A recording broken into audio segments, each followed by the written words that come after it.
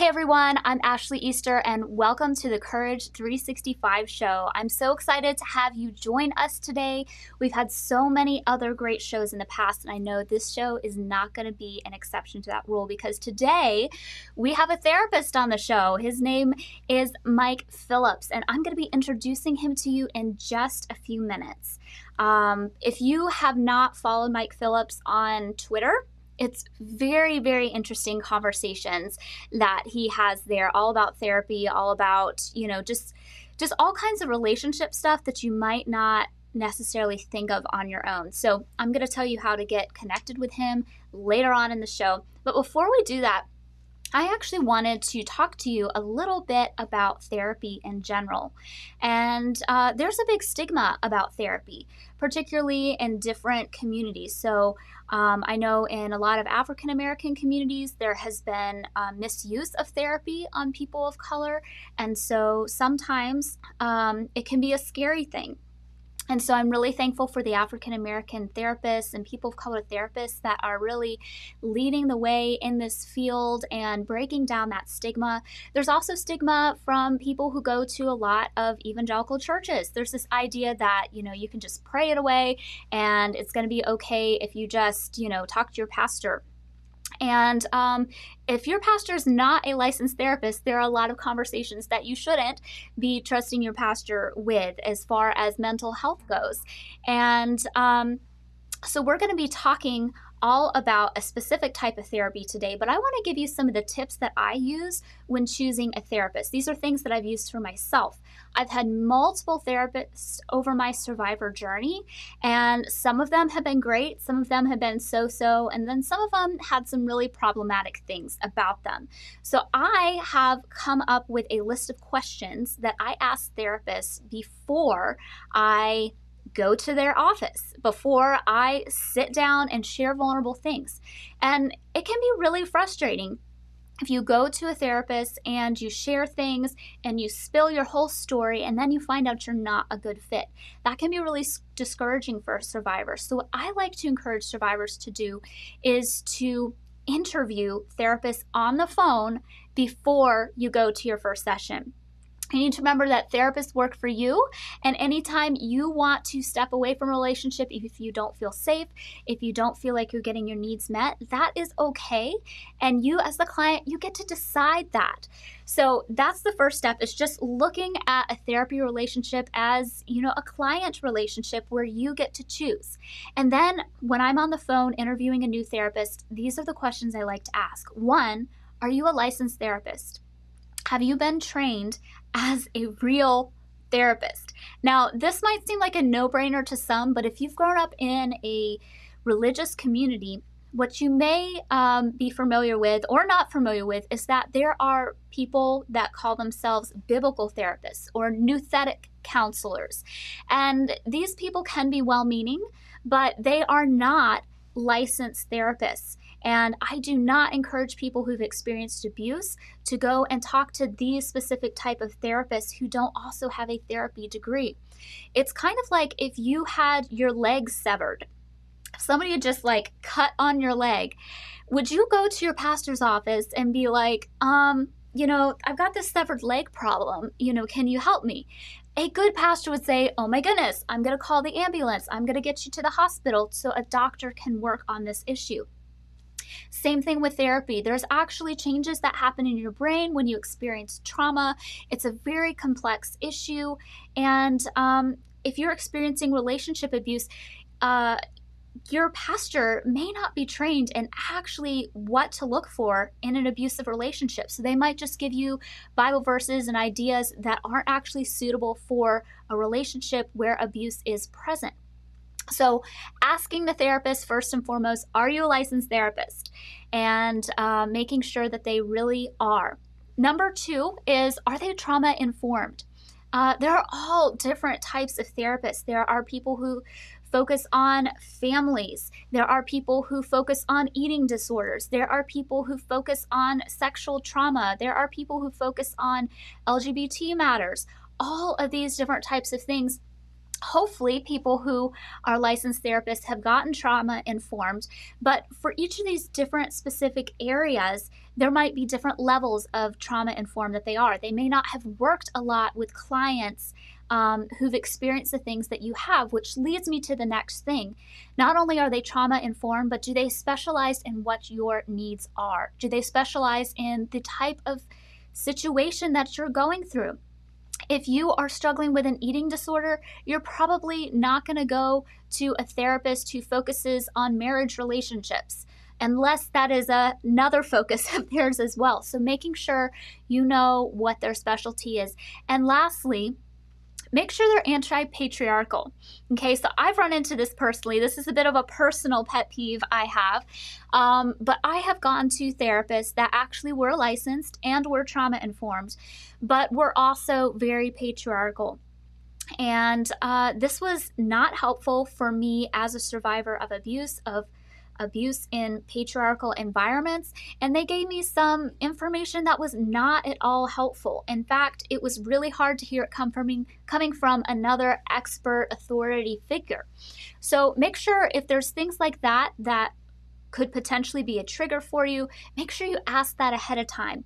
And you have the right to ask those questions before you get in the office. You can make those calls and see if it's a right fit. And then if they check those boxes, check out the office. Go on in, get a session, and enjoy your relationship with a caring person who is there to help you heal. So that's what I wanted to talk to you about today at the beginning of this show, and I'm really excited to introduce to you a trauma-informed therapist. But before we do that, let's jump into the first ad here.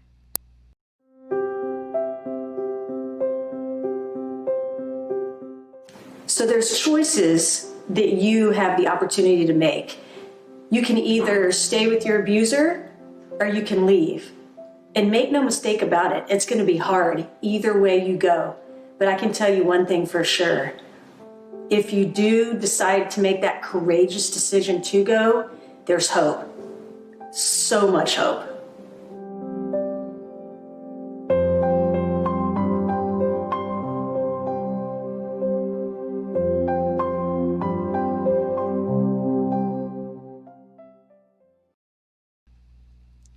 Hey everyone, Ashley Easter here on the Courage 365 show, and I am pleased to introduce you to our special guest, Mike Phillips. Hey Mike, thank you so much for being on the show today. Thank you, Ashley. It's great to be here. We are so honored to have you. And like I said in the beginning of the show, following you on Twitter has been just so wonderful for me. I've learned so much from you. I like how you go and talk about different taboo subjects. It's really fascinating to me. And I'd just like to tell the audience a little bit about you. I'm going to read your bio real quick. So Mike Phillips is a trauma therapist specializing in EMDR and internal family systems. He pastored for 35 years, concurrent to being a therapist. This is the kind of pastor you could talk to. He's also a therapist.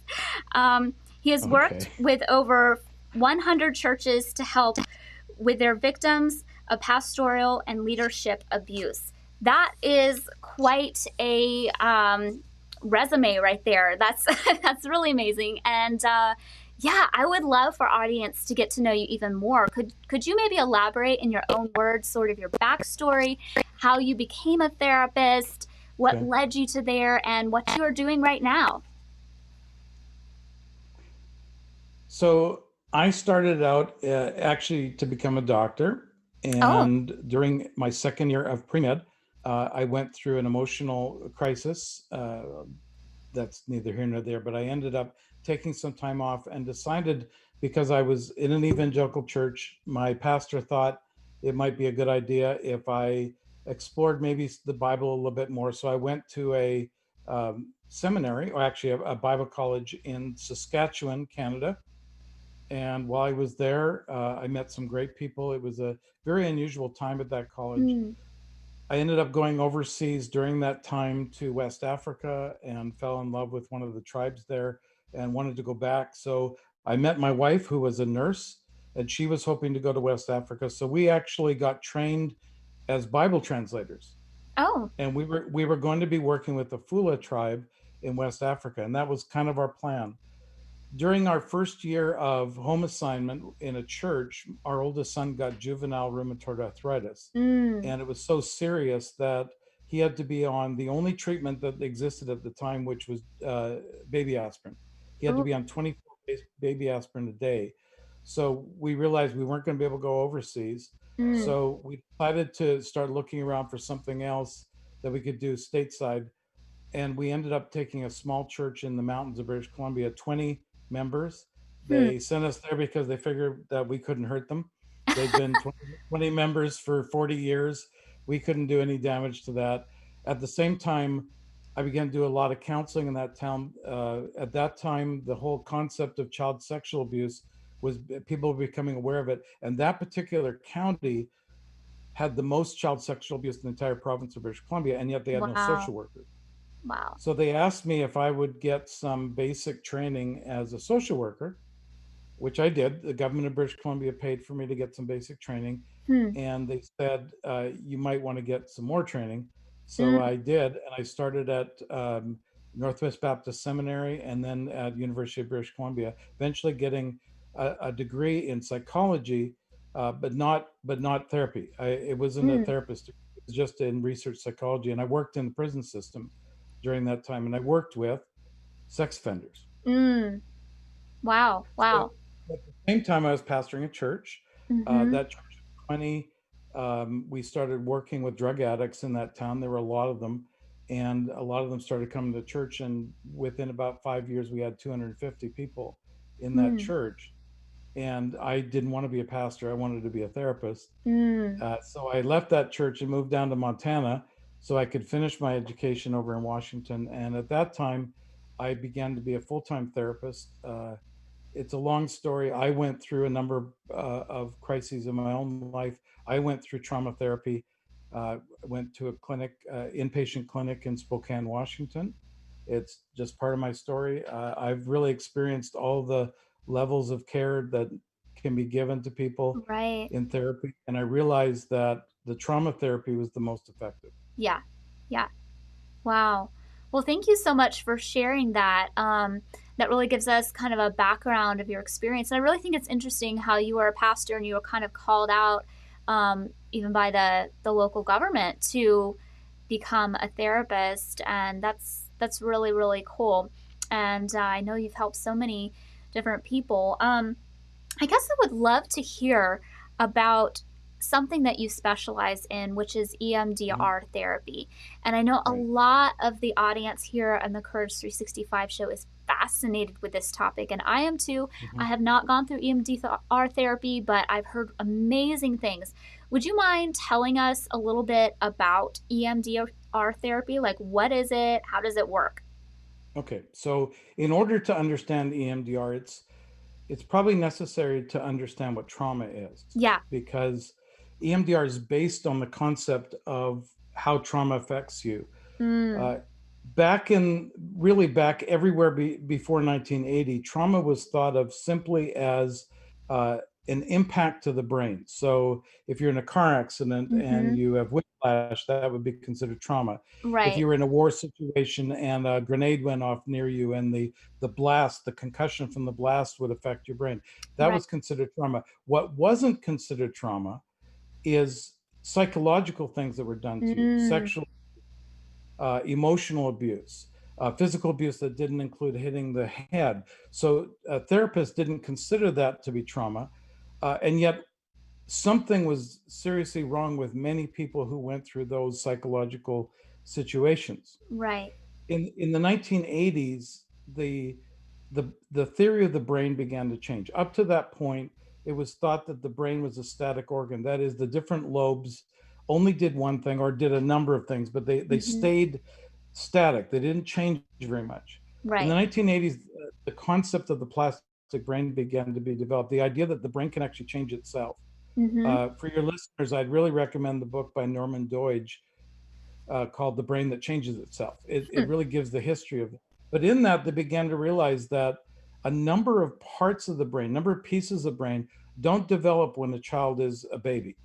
In fact, some of them, well, there's one piece that doesn't develop until you're about 21 or 22, but there's one particular piece called the hippocampus, and it doesn't develop until it starts to develop when you're about 6 months old, and it develops from both sides of the brain. So the right and left hemispheres begin to grow this little not horseshoe, seahorse shaped organ, and it begins to grow on both sides. And then around age 3 to 3.5, 4, the two sides begin to join, and the fibers between the two begin to connect. The reason that's important is because until that time, until the point at which the hippocampus joins the left and right hemispheres, the two hemispheres don't really communicate to each other directly. They do indirectly through the frontal lobes, but they don't communicate, which means that the memories that they have are what we call implicit memories. That means your brain will store the visual, the auditory, the somatic, that is what your body's experiencing, the emotional levels, the words that were spoken, etc. These are all called threads, but you can't put them together into a narrative. You can't put them together into a story. So that's why if you ask most people what's their earliest memories, they'll probably relate something around age 4, maybe 4.5. That's the first time the hippocampus is able to take all those threads and put them into a story. Well, what does that have to do with trauma? Well, the brain has a unique function with the hippocampus. In fact, the whole part of the brain that the hippocampus is at the very center of. When the brain feels threatened, it shuts down. Right. It doesn't shut down everything because you have to function. So it shuts down the hippocampus so that you are not overloaded with the information of what's happening to you. Right. That's a wonderful function of the brain. Many of us would be completely destroyed inside if it wasn't for that. Little children being sexually assaulted, they have no categories to put sexual assault in. Especially if it's a trusted caregiver, like a parent or an uncle or grandparent. So what begins to happen, though, is the brain knows that it's missing something. It knows that these pieces are not fitting together, because what we tend to do, let's say one of your listeners has a bad day at work. They'll come home and they'll maybe have dinner and have a drink afterwards and think, what did that mean? What happened?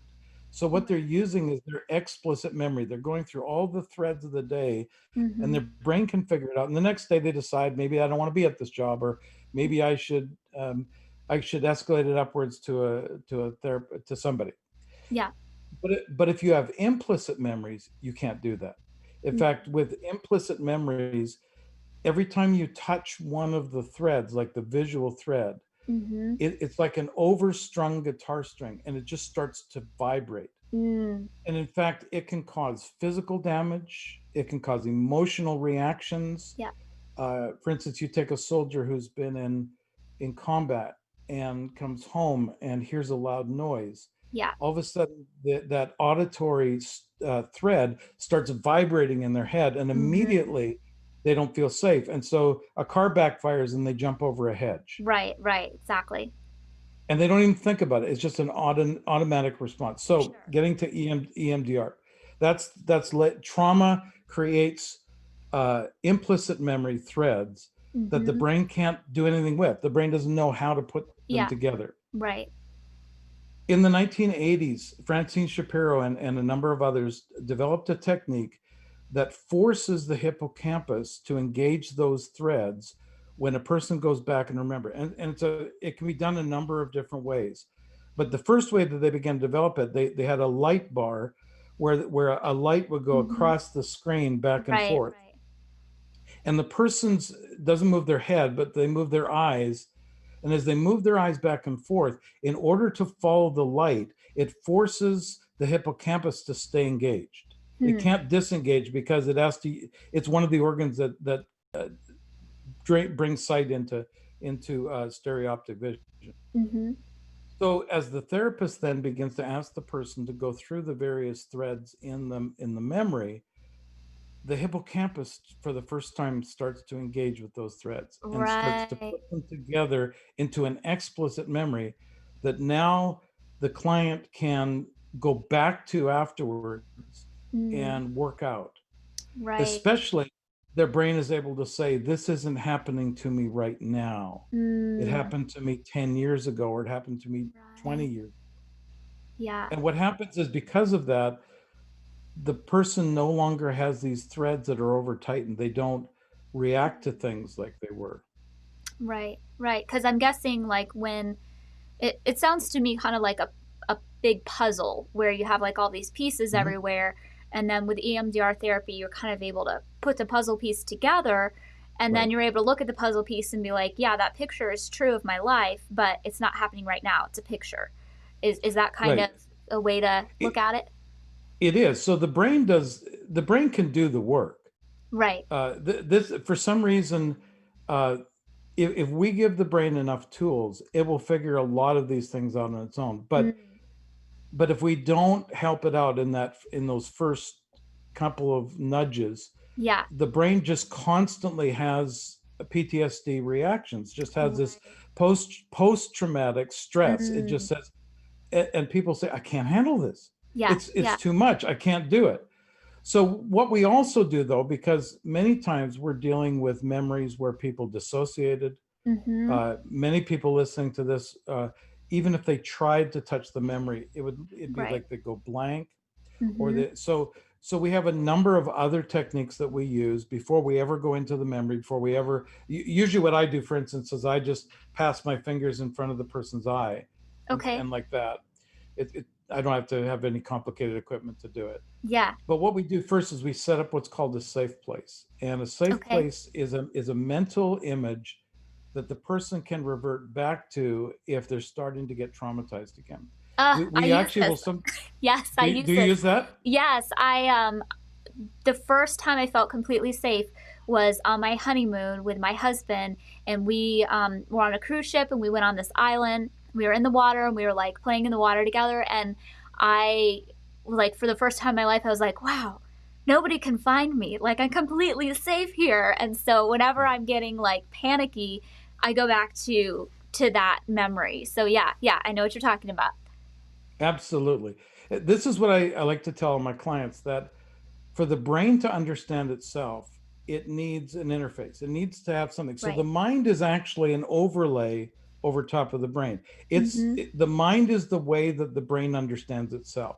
Yeah. So in order for us to help the brain out, we have to give it some kind of an interface, some kind of a connection to itself. Mm. But what's interesting by doing that is that once the brain is able to create this visual safe place, the areas of the brain that are very hyperreactive to Right. danger calm down, Mm. and they stop reacting. Mm. And it's not like the therapist or the client knows which area of the brain to tweak. We don't. I mean, Right. we don't Right. even know. Each client has a separate system for that. All we know is that the person's brain can figure it out themselves if you give it an Mm. interface to work with. Wow. So That's there are a number of interesting. therapies that do this. EMDR is not the only therapy that Mm-hmm. does.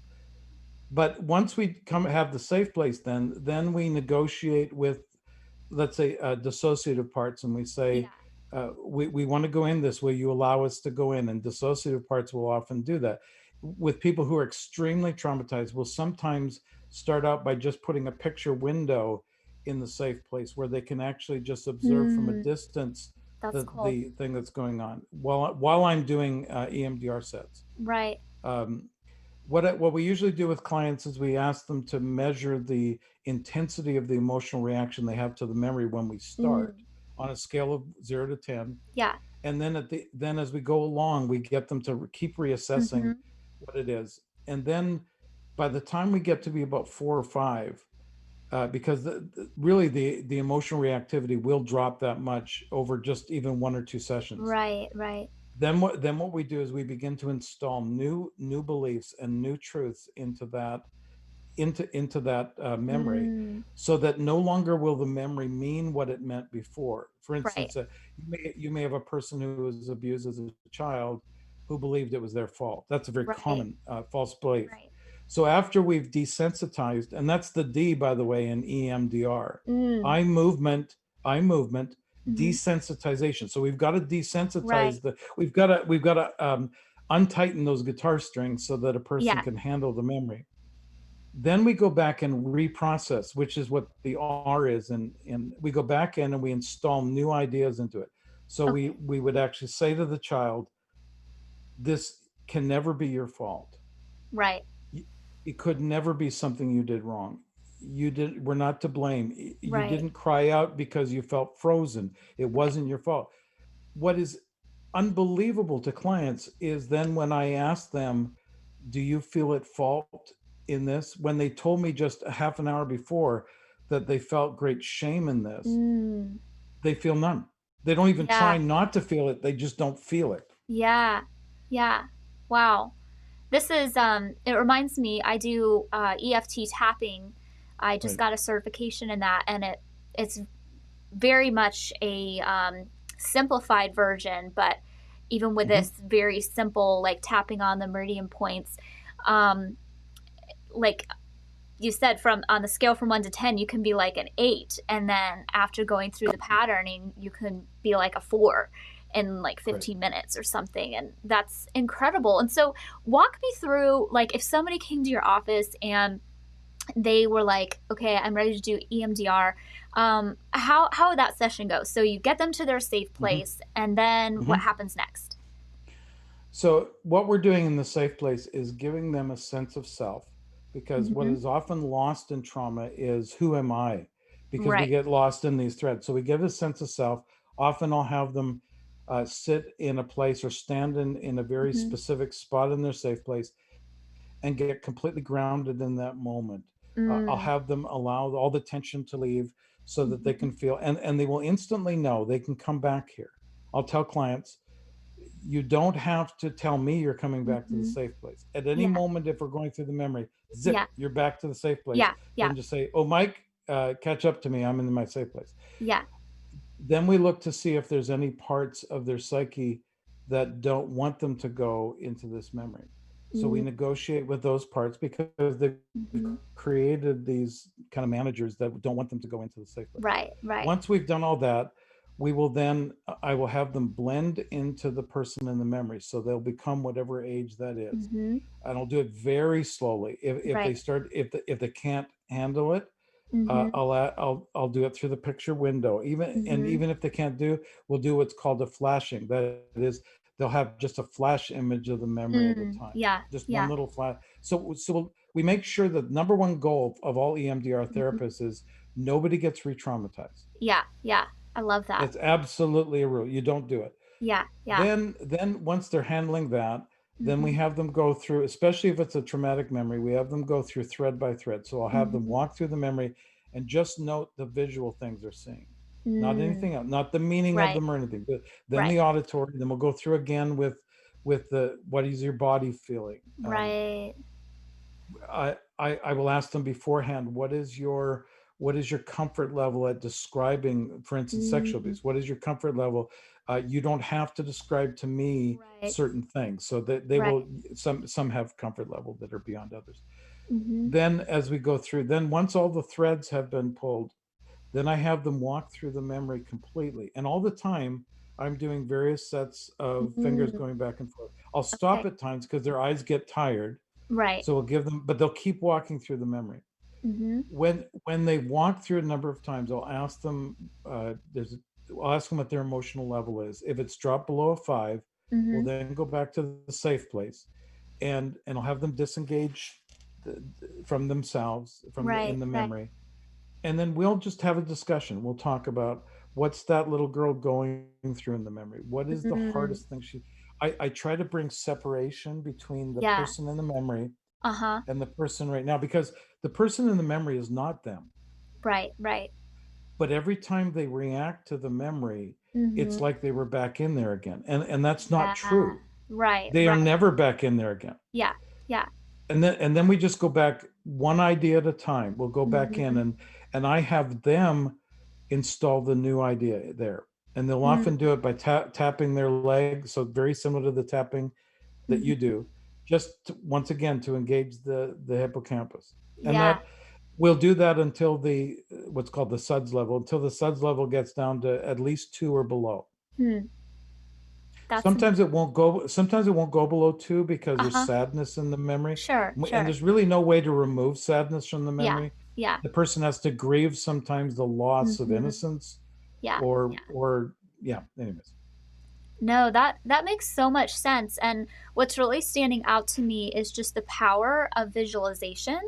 And Hmm. so whether it's visualizing the safe place or whether it is visualizing remembering that time when you were in this bad experience, whether it's in childhood or later, um, and how just just how amazing the mind is with visualization. And it makes me think about athletes, how they use Hmm. visualization oftentimes to help them win, tournaments or, games and things, and that there really is power in our imagination. And I think of Right. a lot of times, particularly children are like, oh, you're daydreaming, you need to pay attention, and all these different Right. things. But our imagination is so powerful, and if as adults we could use our imagination and visualization and really harness that in ways, with a professional beside us to heal ourselves, to Hmm. anytime we want go to a different place in the world, we can just imagine that and bring those feelings into our body for calmness and Hmm. meditation. And so this is a really, really fascinating topic, and I'm just so interested in the brain. And thank you for sharing that. It's so easy to understand the way you explained it. Right. What could people expect as a possible outcome? I know everybody's outcome is different, but if they go Hmm. through EMDR therapy, what are like some success stories that you've heard of? Like, what are some possibilities of how it could change their life? So what often happens out of trauma is people develop reactions to trauma. Right, right. The brain knows that there's these missing pieces, so it tries to compile them into some kind of a sense of safety. The brain is Yeah. always trying to keep itself safe.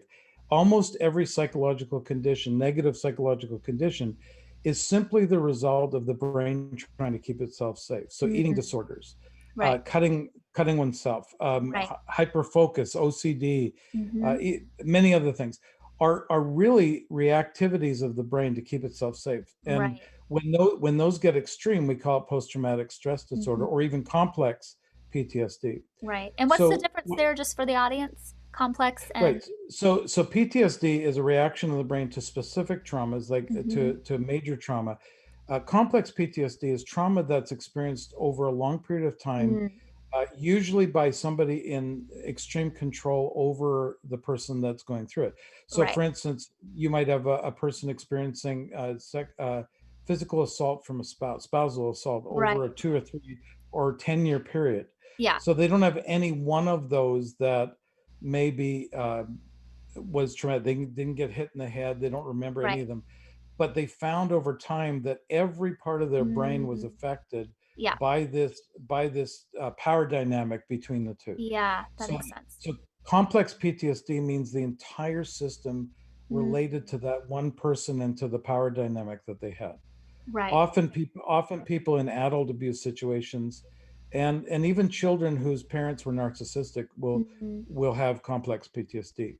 But Okay. regardless whether it's complex or just simple PTSD, when you've gone through the EMDR process, the brain then begins to say, I'm not as unsafe as I was before.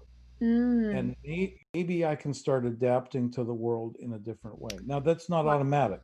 Yeah. Yeah. So where cognitive behavioral therapy, talk therapy, Yeah. or other methods start to come in is then beginning to help the person to cope with Mm, reality, nowadays reality, not the mhm. reality of who you were Right. when you were 5, to cope with it in a mature way, in an adult way. Mm, yeah. What I have done personally is I use internal family systems, which is another therapy that works really well with Yeah. people who are recovering from post-traumatic stress disorder. Mhm. It helps the person gain leadership, their self gain leadership in the internal Mhm. system that they've Yeah. created to protect themselves. I think also you see that people who have eating disorders. Mhm. I'm thinking of one client about 10 years ago, and I don't have her permission, of course, to share details, so I wouldn't. Sure, sure. But simply to say that after EMDR, this person, though we weren't dealing with her ED, Mhm. phoned me up one day and just said, it's all gone. Wow. Wow. So it was probably connected to something that you worked on, but she didn't, and Right. you didn't realize that connection. Wow. Wow. I Huh. Yeah, and what she came in for, it was she came in with night terrors and some other things, and so Mm, we were working through that, and I recognized that there was right. childhood trauma. So we Yeah. did the PTSD. She hadn't told me she was bulimic. I had no concept Wow. that she was bulimic. Huh. So when she told me, she said, I'm not binging and purging anymore. Hmm. And yeah, so you'll see people who go through EMDR and they Mm-hmm. stop cutting, or Wow. they stop um, sabotaging their relationships. Yeah, that's a big one. Yeah. They stop allowing people to take advantage of them. They Mm, find codependency tends to get much more manageable when a person's gone through PTSD, for yeah. instance. Yeah. That makes sense. So Wow, those well, would be some that's examples. amazing. Yeah, that's really incredible, and I love how you'd mentioned this previously and kind of explained this in your example of the woman with bulimia.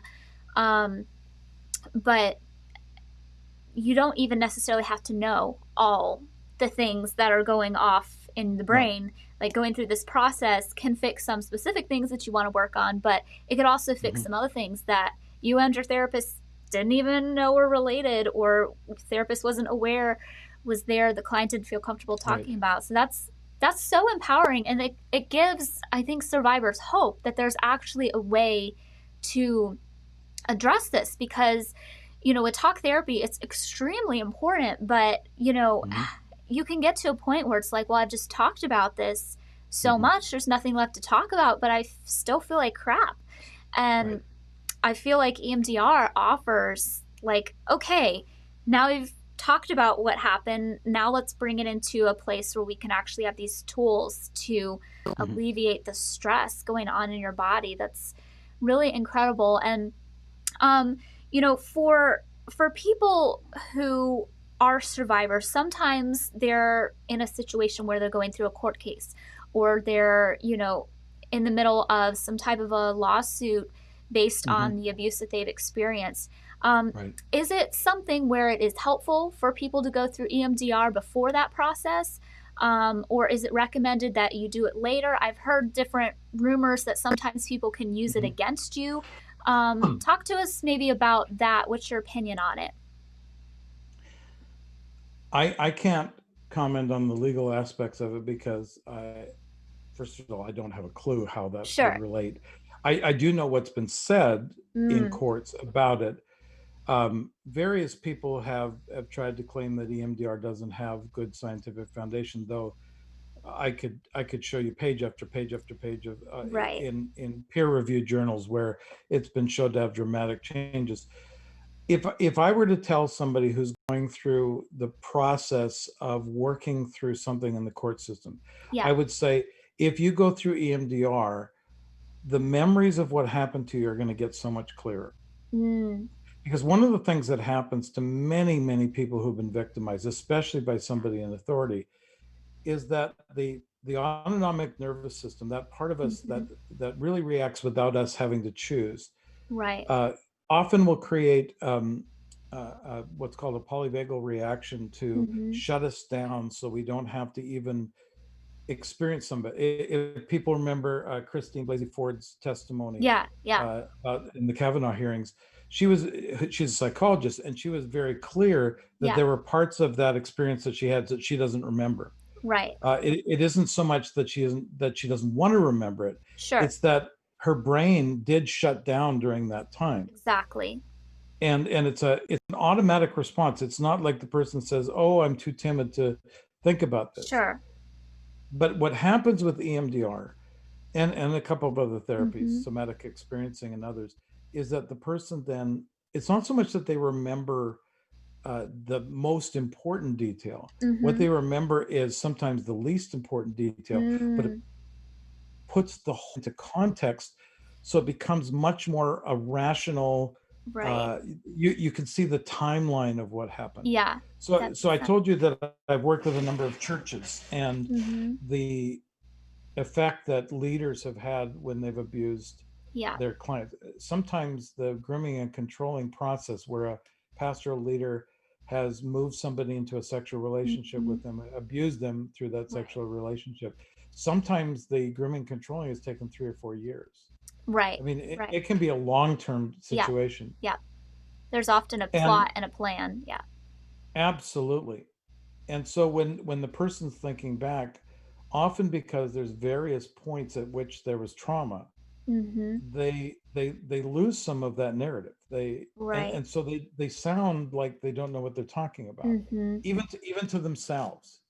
And Right. that's a disconcerting thing for somebody when Sure. you're looking back on your abuse and say, I, I don't I don't remember. Right. Right. What happens with EMDR is it's not so much that they've forgotten the abuse, is they forgot why on earth they would ever have been in his office Mm. at 10:30 Yeah. at night, or Yeah. why would they have been in that car on a road somewhere. Mhm. Yep. They just don't remember. What Right. EMDR does is it gives the bigger context Yep. to what happened, and then the brain can fill in all the pieces from there. Yeah. Wow. Wow, that's really, really amazing. And if somebody was to say want to do EMDR therapy, they wanted to give it a try, like how would they go Mhm. about finding a good EMDR therapist? How would they Right. like is there a system they can look it up in, or how does that work? Well, there's two ways they can do it right away. Number one, almost every health plan now has an EMDR therapist connected to it. I Mm, have directed people to EMDR therapists, and I say, do you have health insurance? And they go, right. yes. And if they say yes, I guarantee you their health plan has an EMDR therapist. Wow. I've Wow. yet to run into somebody who didn't. However, some people either don't have health insurance, or they've contacted their health insurance and they don't, the EMDR therapist is 5 months out from being able to Right. meet with them. Exactly. Um, there are two other things. Well, first of all, Psychology Today magazine has a an active database of Hmm. Find a Psychologist, it's called, Right. and they will, you just type in the keyword EMDR and your location, and they will pull that up. Now, your listeners need to be aware that doesn't mean everybody has the same certification. So Mm, I would suggest that they ask the therapist, are you fully certified? Are you mhm, level 2 certified would be ideal. mhm. Level 1 certification is good, but level 2 certification would be better, Right. um, especially if they have childhood trauma. If they Right. dissociate, I Yeah. wouldn't go to a level 1 EMDR therapist. Not Mhm. not that they couldn't do it, but they haven't gone through that part of the training yet if Right. they're level Right. 1. Yeah. Yeah, the other way you can do it is there's a number of telehealth networks now, and I don't want to endorse one over the other for a couple Mhm. of reasons, but you can look up telehealth, Mhm. and there are distance specialists. You can do EMDR over the internet. Mm. That's good to In know. fact, I had to go through a certification in order to do EMDR online, and my Wow. right now, which has become very handy Yeah, during with the the pandemic, yes. shelter with the pandemic. Yeah. All of my clients I'm doing EMDR with. I did 6 EMDR sessions yesterday Wow. online. Wow. That's amazing. Well, I think that gives people a lot of hope because, like, I live in a really small town right now. I'm in Mount Airy, Mhm. North Carolina, and pretty sure there's no EMDR therapist like in the neighborhood. Probably So not. I can't be the only one that it's like in a very small place. Like if you're closer to a bigger city, those types of things. Right. Um, it's really great to know that you can do the telehealth thing, and my understanding with insurance is that they don't have to be in your neighborhood, they just have to be in your state to be covered Correct. by That is correct. insurance. So, if you live in a small town and you want to find a therapist in the capital of your state who's close to, some type of a Hmm. therapy, well known school that's well known for therapy, that type of thing, like you have some options. And so that's really Right. helpful to know that it can be done online. I do know that Aetna and Blue Cross Blue Shield, in some cases, will allow out of state Oh, therapists to do EMDR. I don't know exactly. You have to check with your provider, but okay. I don't. I do know a few therapists who work with Aetna, Mm, who have been able to do interstate. I'm not on a network that does, but I right. know a number of them are. That's really, really good to know. I think That's just going to be helpful information for people about therapy in general, but specifically about EMDR if they want to give it a try and there's not somebody super local to them. Well, we're going to take a quick break and we'll be back with Mike Phillips in just a few minutes. Hey, my name's Ashley Easter, and with Intuition Mastery, it is my mission to empower women to make wise decisions for themselves so they can take charge of their life and their destiny. I do this through teaching about the power of intuition, of tapping into your very own inner wisdom. When women tap into their intuition, they are more likely to be safer, happier, more successful, and more abundant. And when they do this, they then in turn not only create this wonderful experience for themselves, but also for those around them. With Intuition Mastery, I teach you the tips, the tricks, and the tools to dive deep into your intuition so you can confidently make decisions for yourself.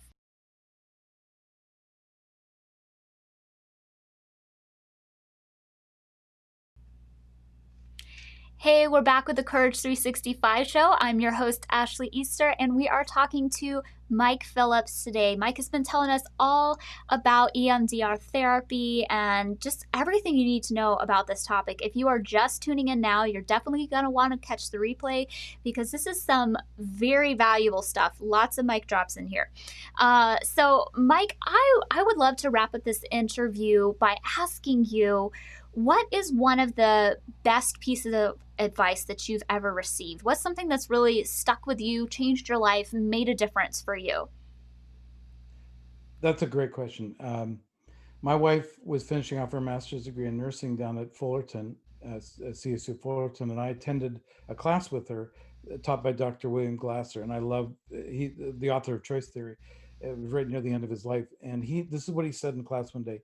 He said, the bad news is there's very little you control in your life. You don't control other people, you don't control the past, you don't control the future. You can't control what anybody around you is going to do. However, this is what you do control. You do control what you will do next, and you do control what you will focus on this moment. And he said, if you take charge of those two things, you will change your life. Wow. He's absolutely right. Yeah, that is so powerful. And yeah, it's like taking personal responsibility for yourself. You get to choose what happens next in the game. That's really amazing. Thank you for sharing that.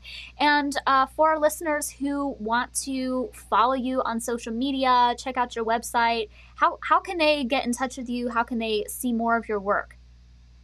So my blog, which centers a lot around my trauma therapy, but also looks at some of the theological opinions that I have, which are broad and many than whatever. MikeandSac.com, MikeInSac.com. I'm in Sacramento, so everything has to do with Sac. And then on Twitter, I am SacWriter, WRITER, at SacWriter. My handle is Mike the Annoyer, because I believe that part of my calling in life is to annoy the heck out of everybody. I love that. Oh, that's so great. So you guys, this is the person you're going to want to follow. Like he's got really wise things to say, but also he's pretty funny. So a little off the wall at times. My wife reads it and she said, "You did not just say that. There's no way you just said that. We're going to get hate mail." And I said, "Well, it's only going to come to me, so don't worry about it." That's so funny. It's so funny.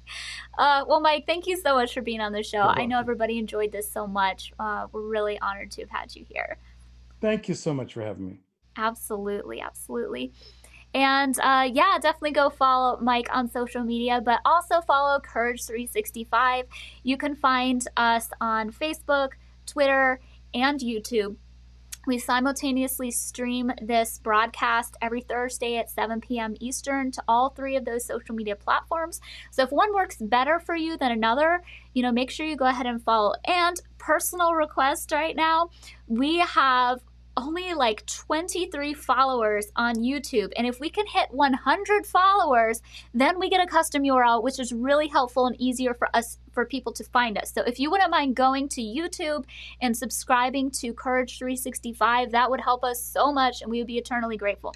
So Yes, please check us out on social media, and also go to courage365.org where you can find all the replays of our past episodes. This episode will be uploaded there as well. We also have a need help page with a list of resources if you are in need of a crisis hotline, supportive blogs and websites, other organizations. They're all categorized by different types of abuse or support that you're interested in. We also have this great free ebook. It is 5 Keys to Living a Life of Courage, and this can really help you take some steps forward in your life of courage. I would love for you to download that. That is our free gift for you just for coming on the website.